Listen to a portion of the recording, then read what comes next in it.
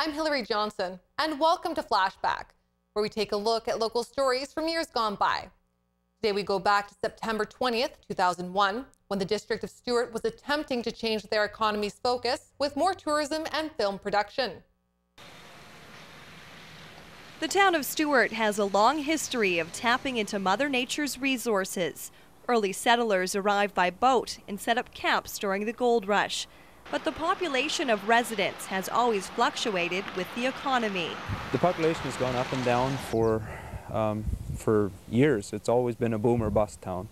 And now there's about 500 people. I've been here for 15 years. And when I first came here, there was about 1,800 people. And things were busy. You could hardly find a place to live. You know, it was one of those kind of towns. And it's quieted right down. With the decline of residents and the economy focused mainly on forestry and mining, the town tapped into different ways to stabilize its future. Both mining and forestry have dropped right off, as it has everywhere in the province. So we're kind of on the outskirts of the problem. We feel the hurt first. So we're hoping that we can diversify our economy, and hence the filming has been great for our town. The Stewart area has had many movies and commercials filmed there, such as The Thing and Leaving Normal, which has always been good for the economy. We've had probably half of the inquiries for northern BC have been of this area for filming. So we have the diversity right from the glaciers to the ocean. You know, it's that diverse all in 5 minutes. So I think that has been the attraction. Once word got out that another film could be shot in the area, the residents were excited. The local people here supplied the photographs, they took the pictures, they went to the course, they understood the photo file, procedure, and they sent the information off. And the film industry is kind of a show me now, I want to know yesterday kind of thing. So everything was always a big panic. And last summer we had the opportunity to take a bunch of these photo files and send them away. And they took care of that.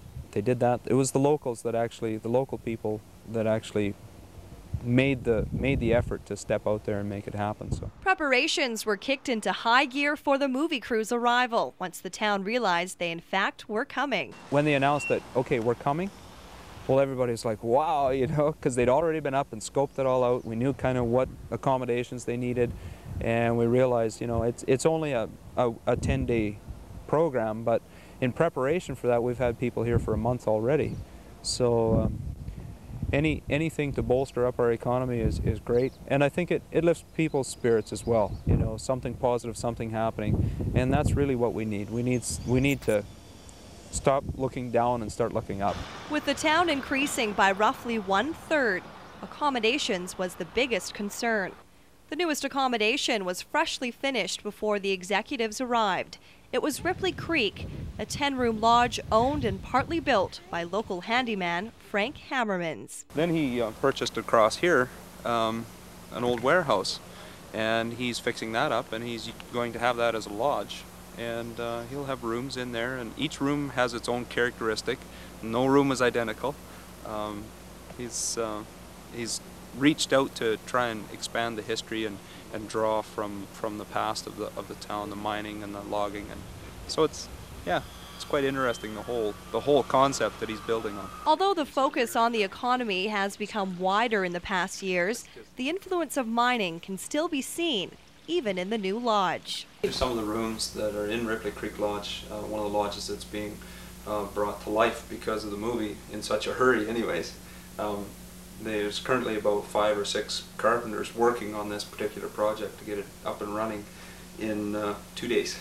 So the wood that Frank has chosen to use here is actually from the old Missouri mine site where the generator house was, and this was all fir that was in the ceiling of the building, and Frank recycled the wood and had a local carpenter here make it into the bed ends and the nightstands. It was important for Hammermans to meld the past and present together in creating accommodations, and has another unique project on the go. The Gunanoot House used to be an old whorehouse, actually, and it's named after Gunanoot, who was an outlaw, and the RCMP had chased him for years and years.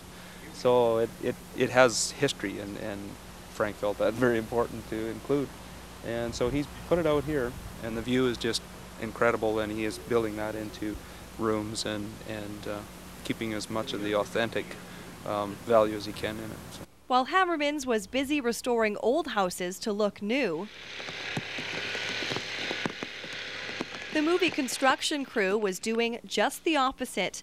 The crew built a brand new boathouse at Bear Glacier and transformed it into an old, dilapidated building. In the construction of the sites, you know, the different sets they're doing on site, the local people have actually been involved in the construction of those sites. Lunches have been prepared by the local restaurants, of course accommodations as well at the local hotel.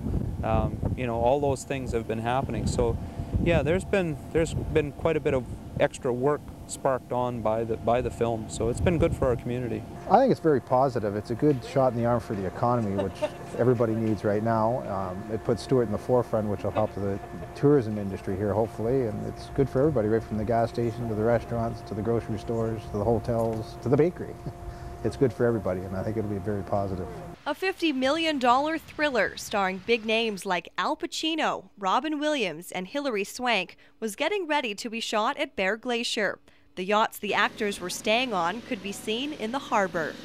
The yacht club's been working diligently to clean everything up and make sure it's all just fine for them. So it's kind of unique, and that's one thing that the yacht club is working toward here as well, to bring in vessels to be, you know, fueled and serviced and build a community around the yacht club. We haven't had too many big movie stars in my time. We had Robert Munch come up, but that wasn't big.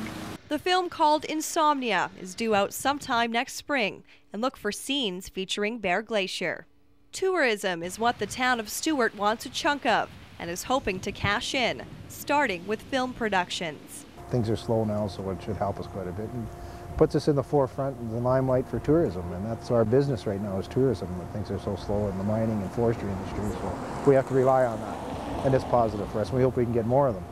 Edgson says the town has spent time beautifying the area, and it is getting noticed. People that come here as tourists year after year, they come back this year and they're, wow, you know, you guys are really cleaning things up and it looks great.